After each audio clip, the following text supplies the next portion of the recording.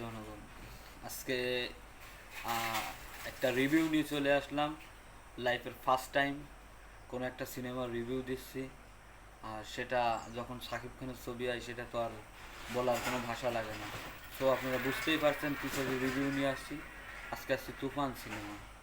আসলে ভাই রে ভাই, এটা সিনেমা না, এটা একটা bomb.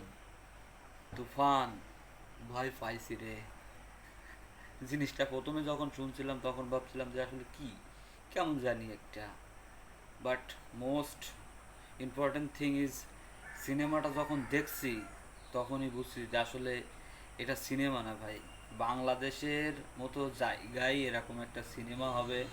I don't hope this, because এর আগে অনেক ছবি দেখছি লাইফে। আমি বাংলাদেশের কোনো সিনেমাই ইতিপূর্বে কখনোই এই ব্যাপারটা আমি দেখি নাই যে এমন একটা সিনেমা বাংলাদেশ করতে পারে বা বাংলাদেশের পরিচালকরা করতে পারে।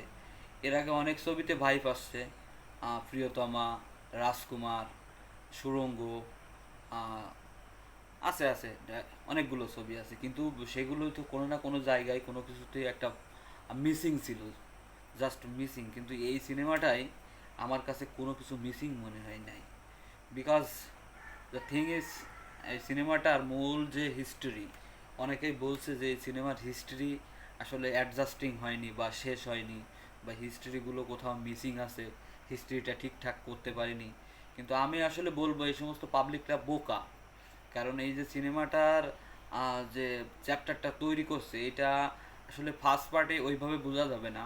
পরিচালক অনেক দক্ষতার সাথে সেকেন্ড পার্টে এর পরিপূর্ণ গল্পটা আমার ব্যক্তিগতভাবে মনে হয় যে সে ফুটোই তোলার চেষ্টা করবে। কারণ ফার্স্ট পার্টে যেভাবে সিনেমাটা অনেকটা হয় না, অনেক সময় যেরকম একটা রচনা লিখতে গেলে কিছুটা ভূমিকা লিখতে হয়, তো ভূমিকা নেওয়ার মতো। তারপরও প্রত্যেকটা সিন এতটাই অ্যাডভান্স লেভেল দিয়ে করছে যে একটা পলক থেকে আর একটা পলক ফেলানোর মতো সময় পাবেন না আপনি।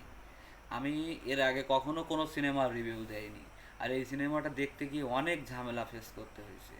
ইভেন আমি অনেক টাইম লেট করেও ফেলছিলাম, 5 মিনিট ছুটতে ছুটতে গেছি সিনেমাটা দেখার জন্য, অনেক দূর থেকে গেছি ট্রাভেল করে সিনেমাটার রিভিউ নেওয়ার জন্য। কারণ আমিও ভাবছিলাম হয়তো কিছু একটা হতে পারে। এর আগে অনেক আগে একটা ছবি দেখছিলাম, আম, অগ্নি, যশোর মণিহারে। আর এটা দেখছি সাতক্ষীরা সঙ্গীতা সিনেমা হল, বেশ একটা ভালো সিনেমা হল না। তারপরে মোটামুটি যতটুকু ভাইব তৈরি করেছে সিনেমাটা, মোটমাট অলমোস্ট সব মিলে 700-800 হাজার খানিক লোক ঢুকছিলাম টিকিট নিয়ে। অনেক লাইন, অনেক লম্বা, অনেক প্যারা, অনেক গল্প আছে, যেটা হয়তো বলতে গেলে অনেক সময় সাপেক্ষের ব্যাপার। এক কথায় বলি, সিনেমাটা অসাধারণ হয়েছে। নায়কের ভূমিকায় যে অভিনয়টা করছে সাকিব খান, সাকিব খানের দুইটা রোল।